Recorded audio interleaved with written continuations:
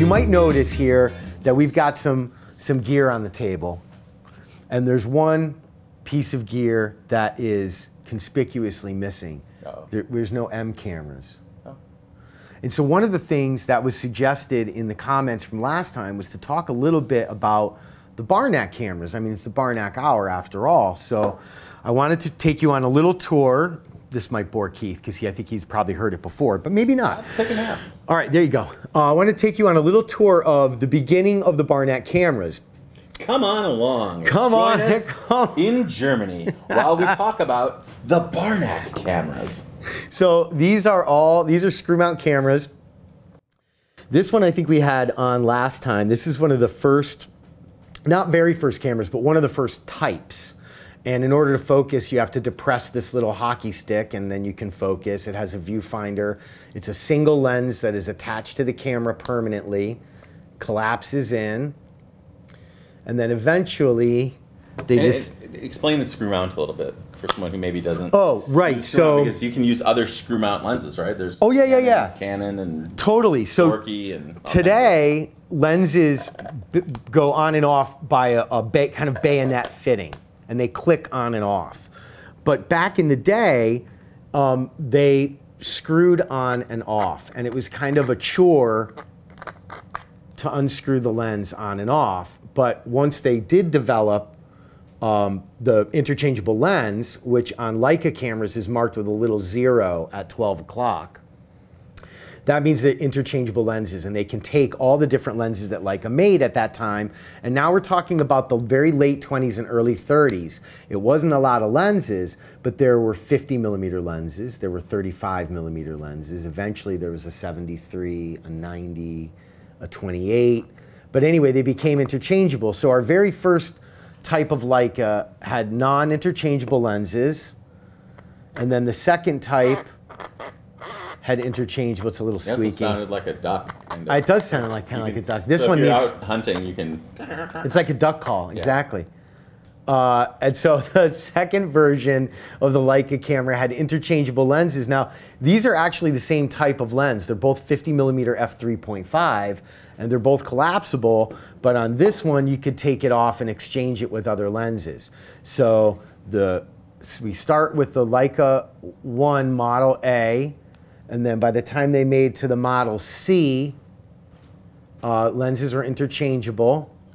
And then the next step was to fit a rangefinder on top of the camera as distinct from just the viewfinder. And that made a big difference because then you could actually focus the thing. Also interchangeable. Pictures all around the world started being clear. That's right. And every bag in the world started talking about whether their lens was sharper than the other person's lens. That's where it all started. That's okay, we can beep it. This was the next iteration, which has interchangeable lenses, and you can see it has the little O marking at the very top of the mount to show you that it's interchangeable, but this has a rangefinder on it, and you can also extend the rewind lever. So you would advance the camera, choose your shutter speed, click the shutter, and then when you're all done with the roll, you move a little lever here to rewind, pull out the crank and rewind the film, and then open up the base plate, and your canister of film would come out. And yes, these cameras from the 1920s, late 20s and early 30s took regular 35mm film. Yeah, a regular cassette. And viewfinder and rangefinder are separate. Oh, that's right. Yeah, thank you, Keith. Yeah, you have a viewfinder and a rangefinder. Maybe I have that backwards. Wait a minute. Yeah, this one's the viewfinder and that one's the rangefinder. And so you would kind of switch back and forth between the two, and you frame and focus, focus, frame. Now I don't remember which is which. It sounds complicated and like a real pain in the ass, but versus the big wet plate camera. Compared to the giant thing with the bellows that people used to put the hood over, yeah. And so one of the things that you might notice today, exactly, it's like you literally could fit it in your back pocket. One of the things that you may notice about these cameras is that they have no strap lugs. These cameras were made, really, they were made for your vest pocket.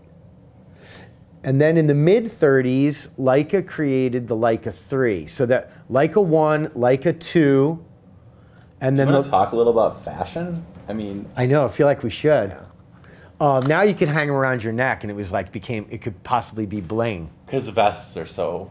Vests so passé. Vests are so 1920. But are they going to come back in? We're like 100 years later, they could come back in. Get a plier, we can take the strap lugs off. Yeah, we'll just rip them right off. Anyway, I found this camera in my collection and thought I would bring it in because I knew that we were going to be talking about the Leica 3, and some folks, I think, really like to see the variants. And so this is quite uncommon, a silver chrome Leica 3. And actually, I wrote in pencil on the bottom of it, DT Collection, NFS. That's one of the first things that people learn when they come to work here is, what is NFS? Not for sale. No, not for sale. No, not for sale. And so this, I don't want to bore you, so we're not going through all of the Barnack cameras, but we went through the really early ones. And then, yeah, it's the inside that really does it, man. So this one. How many of you out there are smelling your cameras right now? If you're smelling your cameras right now, put it in the comments below. Let us know what your How does it smell? like. Okay, back to the Barnack How does it smell? stuff. I just had to. No, I'm glad you did. Yeah. I'm glad you did. Anyway, so more Leicas. So this is a Leica 3C. This was made after the war, I believe. I'm not looking at the serial number. Someone I'm sure will correct me. But these also have interchangeable screw mount lenses. I'll keep it steady, Joe, so you can get a close up. And then they also collapse. So even into the 40s and early 50s, these were meant to be very, very compact. And this is the same lens, 50 millimeter f3.5. But by this time, you know, they had 28s and 35s and a 73 f1.9, 90s and 135s, and all kinds of stuff that you could get for your cameras. And then we're skipping a lot of stuff here. And if you have curiosity about it, please ask or contact us at tamarkin.com or whatever it is, however you want to reach out. I did it again.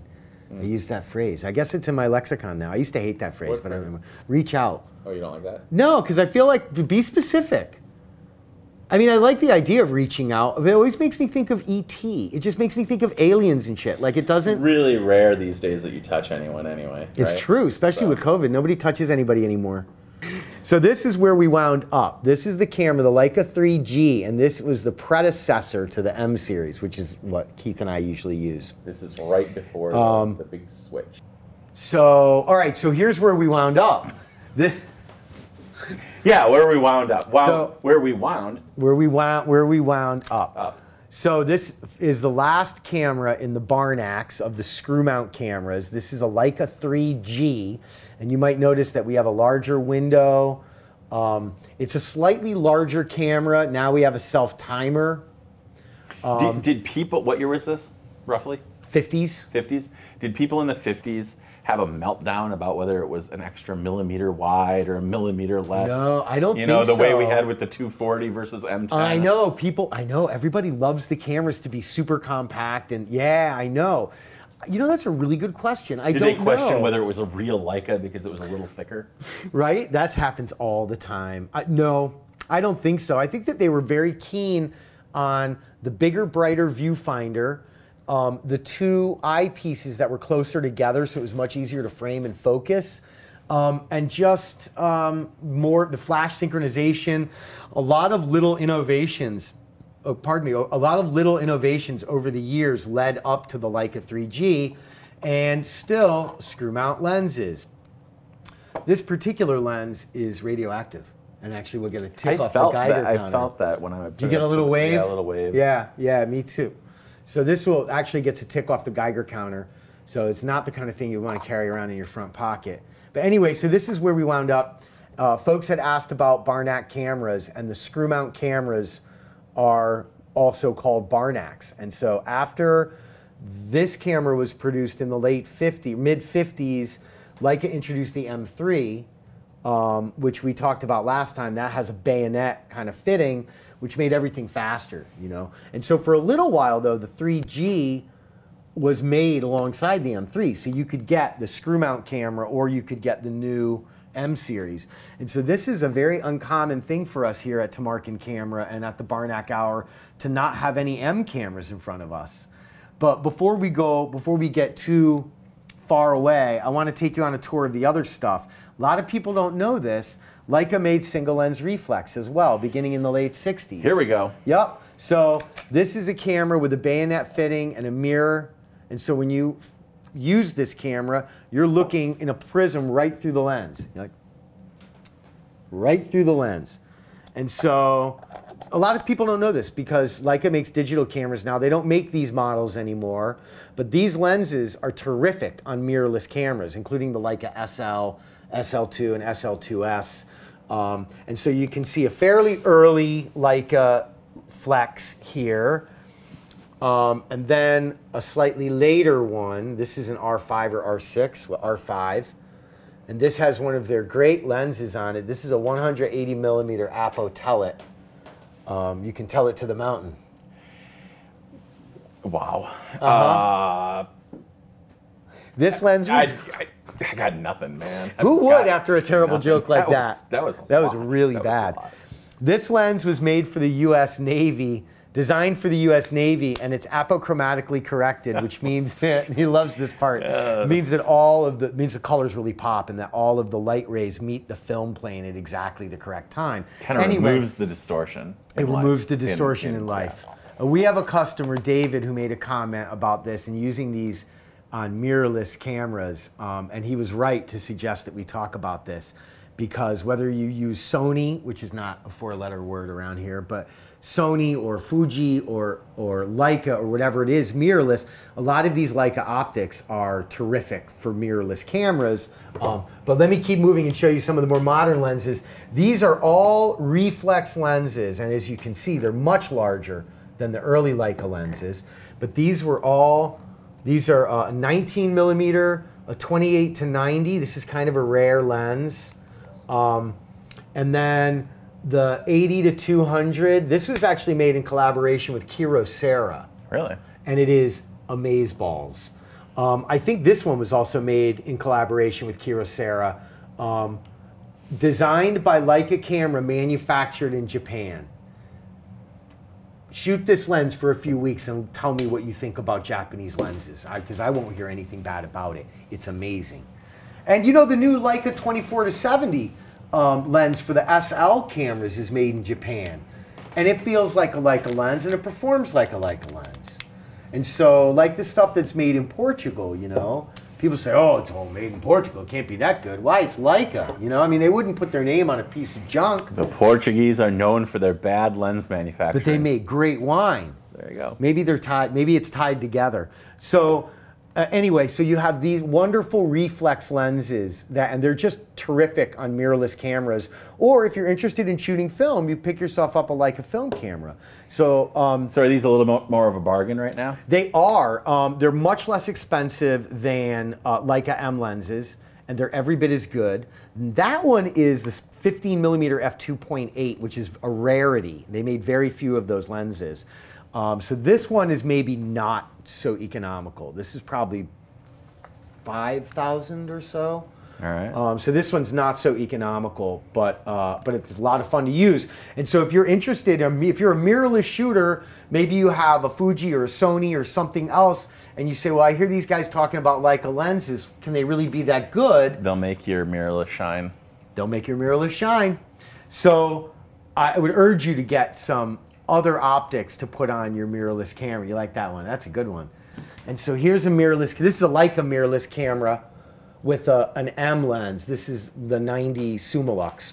So you can imagine how, you know, using some of these lenses, which seem kind of gigantic by, you know, by screw mount Leica standards, how they could really be very well balanced on the on the SL. It's not the Barnack Hour. And now it's worth $4,500 instead of $5,000. Oh, it ain't mint no more. So keep your eyes out there. I have to return to my notes. This is very Letterman-esque. There's actually nothing on these papers. Yeah, they're totally blank. They just say cat and dog. That was when I did a video for at the beginning of COVID where I welcomed people into my living room, and I had 2 pads of paper that I was writing on simultaneously, and only one person noticed that all they said was cat and dog. I don't know. I thought that was kind of funny. We're gonna have to cut this because I'm the only one that thinks it's funny. Well, that's the thing about the internet. There's someone else out there who thinks it's funny. Okay, so I don't need that one anymore either. So, but you know what? Here's one of the things that was suggested to me is I don't think I've ever asked you this question. I don't think that it really matters all that. Hey, look at thank you. Ha ha. But the Bud Light wasn't popular? No. Okay. No. So I'd like to do a plug for a very fine German brew, Krombacher, one of our favorites. None of the other Leica talk shows have a live plug with a sponsor. Oh, let me just say, before I get my ass sued, we're not sponsored, we just like good stuff. Yeah, nothing was harmed in the yeah, I don't know. Right? Yeah, I don't know. Well, ready? we got it. 1, 2, 3. Ha ha! Cheers. Cheers, buddy. What question were you going to ask me? I was going to ask you what's your favorite photographer, but this is the end of the Barnack hour, so I'm just going to ask you, what's your favorite? Do you have a favorite German beer? Did you like some of that stuff? All of it. Me too. Not Bud Light. Not Bud Light. I know, me too. Oh, we went to Germany not that long ago. I mentioned last time, a few years ago, Paulaner. and Paulaner. That's the one. Yeah, there are a bunch of good beers. There is. I've never seen these ones with the kind of matte finish. Pardon me. So if you have something good to say, put it down there in the comments because we're going to need somebody to interview. That's right, exactly. So please remember to hit like and subscribe and make a comment. Tell us what you think. And please tell your friends. If you have a friend that might be interested, or depending on how you feel about our little show here, an enemy who might be interested. Well, that would be good too. You can send them We in. should interview an enemy.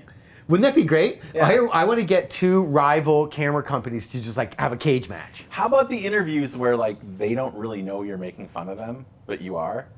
Do like a Sacha Baron Cohen kind of thing? I can think of a few people who I'd like to do that with too. Oh my God, that would be so much fun. Here's what I want to do. Have you ever seen? I got to get up for this. I think this the camera's going to get foreshadowing about what the future brings. Have you ever seen when photographers do this thing? You have me? When photographers do this thing where they do like all of this, like crazy shit. Really get into the. Oh my God! Oh my God! The next time I see one of you people, you're on the show. Yeah, you're going to be because I saw some guy. So if you're doing it in Chicago this weekend, and we'll give you a card. I'm telling you, man, I saw some guy and he was all over the place. He was like calisthenics and photography. It was the funniest thing I'd ever seen. It's really good if you want people to know that you're a photographer. And that look at me, I have an expensive camera, and I'm going to contort my fat ass so that you know I'm taking your picture. Because that's how you know you're getting a good photograph. Excellent photograph. Right. And so this one guy actually did he did like the leg bit, you know, where like he made this crazy maneuver and then he did like the little leg shake thing. I was like, dude, what are you doing? Anyway, I thought it was really funny. So that's something we're going to make fun of. So thank you for watching the Barnack Hour and visiting with us again. We're really glad you're here. We're glad to be here. We're having fun. We're going to start to do interviews. We've got other stuff cooking. You can look forward to meeting our in-house technician, Dr. Knuckles. Will be a lot of fun to meet with. Whoever does the editing for this, I'd like to see him like edit out the last name when I say Craig. Just beep out. Right. Right. Start beeping people. Just so that he doesn't send the cease and desist, because I can see that happening. He's probably penning it right now. Yeah. Because the idea is that not the object fetishism of the camera, although that's kind of fun too, but actually getting out there and making pictures and feeling driven to make photographs and feeling driven to better your photography and understand more about what people are doing out there in the world and how you can contribute your own artistry to the medium of photography. I know you want to wrap, but someone did comment last time that we had enough equipment to buy and sell small countries on the table last time. What would you recommend if you're new to photography or new to Leica? What would be your entry-level camera that you tell them, yeah, you know what, get this? Yeah, that's a great question, man. I would buy used, right? Yeah, sure. No reason why not. I mean, that's a terrific question. I think that if you want to shoot film, I'll tell you what I started out on. If you want to shoot film, what I started out on was a Pentax K1000 or Spotmatic. See, I thought you were going to say what kind of Leica. Or Canon AE1. Yeah. But what's your entry into Leica? So the entry into Leica, it would be one of these reflex cameras like the Leica Flex or the R5. They typically sell for a few hundred, couple to few $100s for the body, $300 or so for the lens. Also, you know, some of these Barnack cameras, for a camera body can be the same, $300 or so, and a 50mm lens. A setup such as this, a Leica 3C, in good working order, working and warranted, with a 50mm lens, f3.5, this would be around $700, which is real money. And you'll learn a lot about photography. You'll learn a lot about it. That's right. That's right. That's why I initially suggested the Pentax Spotmatic or the K1000, because it's a very easy camera to use. You'll understand how the actual, what I call the holy trinity of photography, the shutter speed, the aperture, and the sensitivity work. And you'll start to learn photography. And I think that's a really good way to do it. So it can be a Pentax or a Canon or a Nikon, whatever it is, or a Leica screw mount or SLR, single lens reflex camera. They're much more economical than the M series or the SL or any of the electronic or digital cameras, and they're an awful lot of fun. And when you order one from us, you get a free roll of film, a strap, a case, an instruction booklet, and our eternal gratitude. So if you have any questions, just give us a call or send us an email. And thank you. That's a terrific question. Thank you. Sometimes I have really brilliant ideas. Sometimes you do. So don't be afraid of the brand just because it's a fancy. It can be a fancy and luxury brand. It's also a brand for regular people too, like you and me and Keith and everyone. So thank you once again for watching, and thank you for getting us to drink better beer and to maybe swear a little less and talk a little bit more about things that matter to you and to me and to everyone. That's a wrap. That's a wrap, baby. Salud.